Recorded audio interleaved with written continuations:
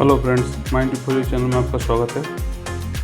Today we will discuss another video on mine gas that detection and physiological effect of that gas of the different gases present in mine.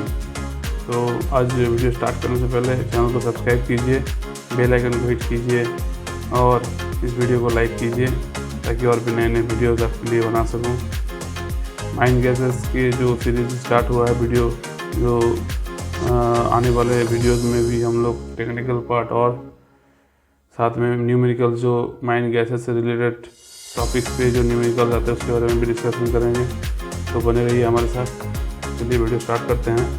पिछले videos में हमने जो cover की और CO का बारे में हम लोग कवर किए थे कि CO क्या है, उसका कंबशन लिमिट्स क्या है, उसका सिम्टम्स क्या है, उसका ट्रीटमेंट।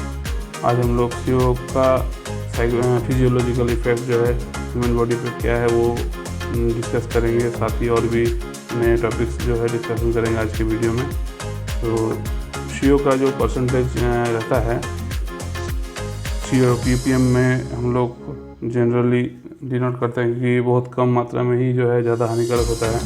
अगर हम ppm और परसेंटेज के कन्वर्सन को देखें तो 50 ppm इक्वल टू होता है 0.0050 ppm में परसेंट। तो मतलब पॉइंट के बाद 4 डिजिट तक अगर है, मतलब अगर 50 है तो 4 डिजिट का पॉइंट के बाद होना। अगर 100 ppm है तो पॉइंट के बाद 4 डिजिट 0.00100। तो ये हो गया परसेंटेज में। उसी तरह 1000 ppm equal to 0.1% and 10,000 ppm equal to 1%। ये एक शॉर्ट तरीका है याद रखने के लिए। ppm टू परसेंटेज का कन्वर्सन भी बहुत ज़्यादा एग्जाम में आता है। तो 1% मतलब 10,000 ppm। उस हिसाब से आप 3, 4, 5% अगर है तो उसको 50,000 ppm मान सकते हैं। और अगर उससे कम है, 1% से कम है, तो मान लीजिए पॉइंट के बाद 1 डिजिट है, 1 डिजिट है, तो उसके बाद 4 डिजिट 4 शून्य दे दीजिए, उतना ppm आ जाएगा। पॉइंट के बाद 1 जीरो के बाद 1 डिजिट है तो फिर उसके बाद 2 शून्य दे के वो वाला डिजिट आ जाएगा। जैसे मान लीजिए 0.01% इक्वल टू 1 के बाद 2 डिजिट दे देंगे, 2 जीरो, तो 100 ppm। मान लीजिए 5 ppm, तो 5 ppm अगर इधर है, इसको अगर परसेंटेज में करना तो पॉइंट के बाद 4 डिजिट हमको मिलना है। तो 5 ppm इक्वल टू हो जाएगा तब 0.00045 पॉइंट के बाद 4 डिजिट कंप्लीट हो रहा। तो ये हो जाएगा परसेंटेज में ppm का। 5 ppm इक्वल टू 0.005005%। तो CO का कॉन्सेंट्रेशन जो है ppm में 50 ppm रखा है। ये हम लोग का जो है परमिसिबल लिमिट है। और इसका जो इफेक्ट है ये TLV है, थ्रेशोल्ड लिमिट वैल्यू है। तो इसके लिए इसका कोई इफेक्ट हम लोग का ह्यूमन बॉडी पे नहीं होगा। All workers may be repeatedly exposed to this value day after day without any adverse effect. 200 ppm अगर CO का परसेंट ये हो गया, कंसंट्रेशन हो गया, तो इसका इफेक्ट क्या होगा? Headache after 7 hours if resting. अगर रेस्ट कर रहे हैं तो हेडेक 7 घंटा बाद आएगा। और आफ्टर 2 आवर्स इफ वर्किंग, अगर काम कर रहे हैं तो 2 घंटा बाद आपको जो है हेडेक तैयार हो जाएगा, हेडेक होना स्टार्ट हो जाएगा। 400 ppm में क्या होगा? Headache and discomfort with possibility of collapse after 2 hours at rest. Rest में ही हेडेक एंड डिस्कम्फर्ट होगा और कोलैप्स होने का चांसेस रहेगा 2 घंटा में अगर रेस्ट कंडीशन में। और 45 मिनट अगर एक्सर्शन वाला काम कर, कोई हार्ड वर्क कर रहे हैं, तो उस केस में 45 मिनट में आपको सेम सिम्टम दिखाई देना चालू हो जाएगा। क्योंकि ब्रीदिंग का रेट जो है हम लोग जब हार्ड वर्क करते हैं तो ज़्यादा रहता है, और जब हम लोग मॉडरेट और स्लो लाइट जॉब या लाइट वर्क में है या रेस्ट में है तो हम लोग का जो है ब्रीदिंग रेट जो है बहुत कम रहता है। पल्पिटेशन 1200 ppm में क्या होगा? Palpitation of after 20 minutes and at rest और 10 मिनट्स एट एक्सर्शन। मैंने डबल जो है डबल इफेक्ट हो जाता है अगर आप काम कर रहे होंगे CO का सेम कंसंट्रेशन में। और 2000 ppm में क्या होगा? Unconsciousness after 30 minutes at rest and 10 minutes of exertion. 10 minute के एक्सर्शन से या 20 मिनट एट रेस्ट में अनकॉन्शियसनेस आएगा। और 2000 ppm से ज़्यादा होगा तो unconsciousness and death after 30 minutes at rest और 2 minutes at work. Unconsciousness and death आएगा 2-30 मिनट रेस्ट में, और 2000 ppm है और 2 मिनट वर्क में है तो 2 मिनट में आपको अनकॉन्शियसनेस एंड डेथ हो जाएगा। अभी हम लोग CO डिटेक्टर्स के बारे में पढ़ेंगे। We will only study in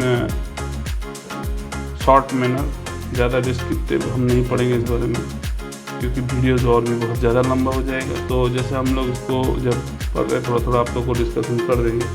CO detector का जो सबसे पहले हम लोग यूज़ करते थे खदान में जब काम चालू हुआ, तो जैसे फ्लिप सेफ्टी लैम्प जो है ऑक्सीजन का प्रेजेंस, CH4 का प्रेजेंस एवं CO2 का presence, CO2 presence that means oxygen का डेफिशिएंसी, उस तरीके से हमको CO2 मिल जाता था कि CO2 है नीचे है तो ऊपर तरफ है तो गैस कैप का इलोंगेशन देख के जो है लेकिन हाइट बढ़ने का देख के हम लोग CH4 का प्रेजेंस देख सकते थे।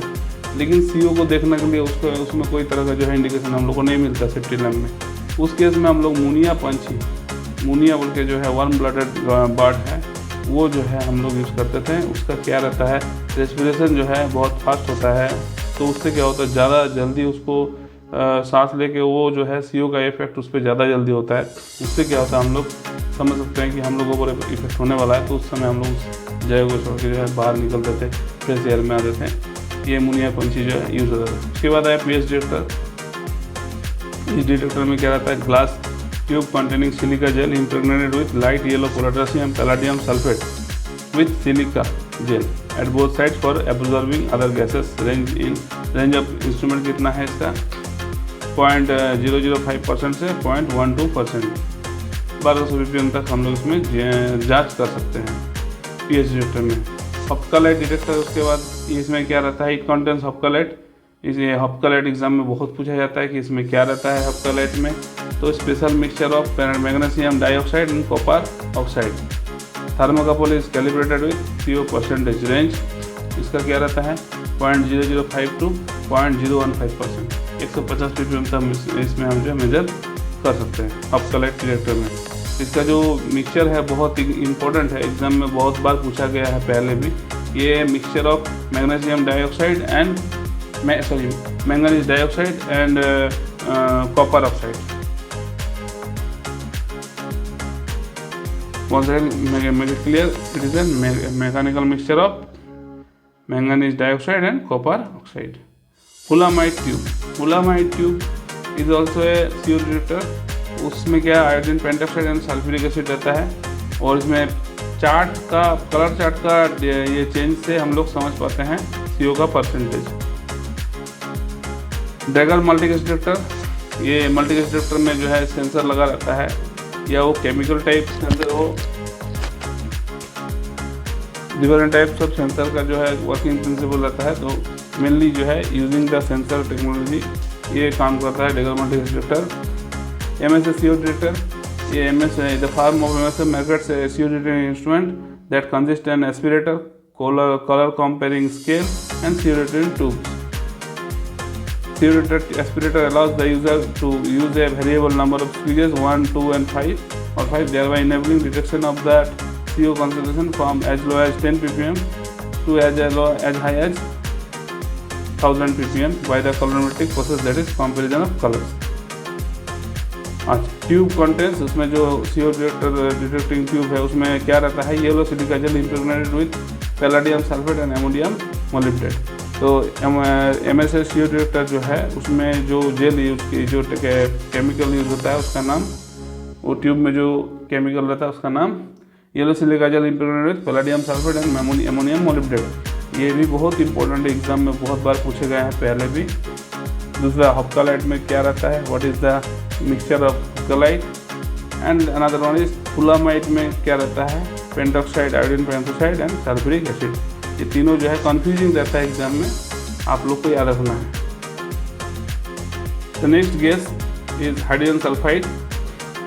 ये भी बहुत महत्वपूर्ण है, मतलब बहुत जहरीला है, पॉइजनस है।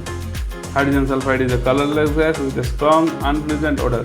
ये कलरलेस है लेकिन इसका जो है ऑर्डरलेस नहीं है, ये इसमें एक अनप्लीजेंट ऑर्डर रहता है जो हम लोग को सड़ा हुआ अंडा का जैसा गंध है। तो इसमें often described as smell similar to rotten eggs. सड़ा हुआ अंडा का जैसा गंध होता है। It has the sweetish taste जो है स्वीट होता है, is slightly heavier than air and with specific gravity of 1.175। तो 1 है एयर का स्पेसिफिक ग्रेविटी, 1 से जो ज़्यादा रहेगा वो लाइट हाइवियर देन एयर, जो 1 से कम रहेगा वो लाइटर देन एयर। सॉल्युबिलिटी क्या है? Hydrogen sulphide is soluble in water, 1 volume of water can dissolve in 2.5 volume of hydrogen sulphide at 293 kelvin और 20 डिग्री सेल्सियस। कॉम्बस्टिबिलिटी, जो उसका एक्सप्लोजिव नेचर क्या है? तो hydrogen sulphide is a combustible and has a wide explosive range of 4.3 to 45.5% in air, and when ignited it burns with a light blue flame। CO भी light blue flame में जलता है, ये भी light blue flame में जलता है। CO का 12.5 से 75% जो है एक्सप्लोजिव लिमिट है, इसका 4.3 से 45.5। Toxicity, hydrogen sulphide is highly poisonous, even more so than carbon monoxide. इससे कार्बन डाइऑक्साइड जो है उससे भी ज़्यादा। And exposure to low concentration can cause irritation of the eyes, nose and throat. Higher concentration can lead to severe respiratory distress, loss of consciousness and even death. Physiological effects of hydrogen sulphide concentration in air, तो 0.0005 to 0.01% अगर रहा तो effect on men क्या रहेगा? Mild conjunctivitis, inflammation of the membrane of the eyelids, irritation of the pharynx, upper respiratory tract after exposure of 1 hour, 1 घंटा का exposure के बाद ऐसा रहेगा। 0.02 to 0.03 रहा, 0.02 to 0.03, इसमें क्या रहेगा? Mark conjunctivitis, respiratory tract irritation, मतलब गला में जो है जलन होगा, आँख में जलन होगा, रेस्पिरेटरी ट्रैक्ट में जलन होगा आफ्टर एक्सपोजर ऑफ 1 आवर, 1 घंटा का एक्सपोजर के बाद। 0.05 to 0.07, इसमें क्या रहेगा? Serious poisoning after exposure of 30 to 60 minutes attended by giddiness and vomiting. 0.07 to 0.2% में क्या रहेगा? Rapid and sudden loss of consciousness and paralysis of the respiratory centres may even lead to death by asphyxiation due to. What is asphyxiation? Asphyxiation is stage in which lungs do not get sufficient oxygen। तो कोई other gas गड़बड़े या respiratory tract में कुछ issue रहे तो oxygen जा नहीं पाएगा लंग्स में, उस केस में क्या रहेगा? अपना शरीर जो है ऑक्सीजन के बिना जो है मर जाएगा, मतलब डेथ हो जाएगा। पब्लिक का जो है वो जो पर्सन का जो है डेथ हो जाएगा। Another one dangerous gas which are found in the mines are nitrous fumes, NOx actually. It may be NO2, it may NO, it may be N2O. Nitrous fumes are mixture of gases, primarily nitric oxide, NO, nitrogen dioxide, NO2. They are rarely found in mines, are typically produced as a result of incomplete combustion process. Blasting के समय जो है ये थोड़ा बहुत तैयार होता है। फॉर्मेशन क्या है? Nitrous oxide is initially formed which then quickly combines with oxygen to form red fumes of nitrogen dioxide. As nitrogen dioxide cools, it can be slowly converted into colorless nitrogen tetroxide into O4. Solubility क्या है? Nitrogen fumes are highly soluble in water, तो यही कारण है कि can be effectively neutralised by water spraying. तो blasting के बाद जो है पानी स्प्रे करने के लिए इसीलिए बोला जाता है कि कोई तरह का ऐसा इफेक्ट रहे, एक तो डस्ट, दूसरा नाइट्रोजन फ्यूम्स, दोनों को जो है हम लोग से दोनों इशू को जो है उसमें हम लोग सॉल्व कर सकते हैं यूजिंग वाटर स्प्रेइंग। टॉक्सिसिटी क्या है? Nitrous fumes are very poisonous, maximum tolerable concentration as long for long exposure is 0.0025% as tentatively accepted by American conference of governmental industrial hygienist. ठीक है। सिम्टम्स क्या है? Man affected by the nitrous fumes show immediate symptoms such as cough, nausea, choking, perspiration and headache. However, these symptoms can later develop into more serious bronchial troubles like bronchitis, bronchopneumonia, which can prove fatal within 48 hours. Another one gas that is found in mines, जो कि हम लोगों mines में पाया जाता है, वो है sulphur dioxide. Sulphur dioxide is a colourless gas with very suffocating odour, इसमें जो है बहुत सफोकेटिंग ऑर्डर रहता है, it is much heavier than air क्योंकि इसका जो स्पेसिफिक ग्रेविटी है 2.264 है। It is highly soluble in water.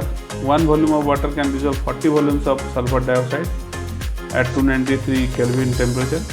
Occurrence क्या, sulfur dioxide is found in small quantities in after dam in small coal mines, some coal mines, but occurs abundantly in sulfide ore mines with fire. Blasting in rich sulfide ores also produces sulfur dioxide, and the explosion of sulfide dust, which can result from blasting, produces large quantities of sulfur dioxide and hydrogen sulfide. Toxicity क्या है? Sulfur dioxide is irritant, similar to nitrous fumes. The permissible maximum limit of concentration for prolonged exposure is 0.0005%, 5 ppm actually, as recommended by ACGI. In the US, the recommended limit is slightly higher at 0.007, 7 ppm.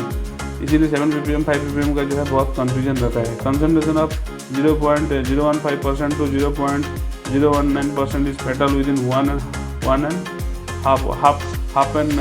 to 1 hour, आधा से 1 घंटा में ये फेटल हो सकता है।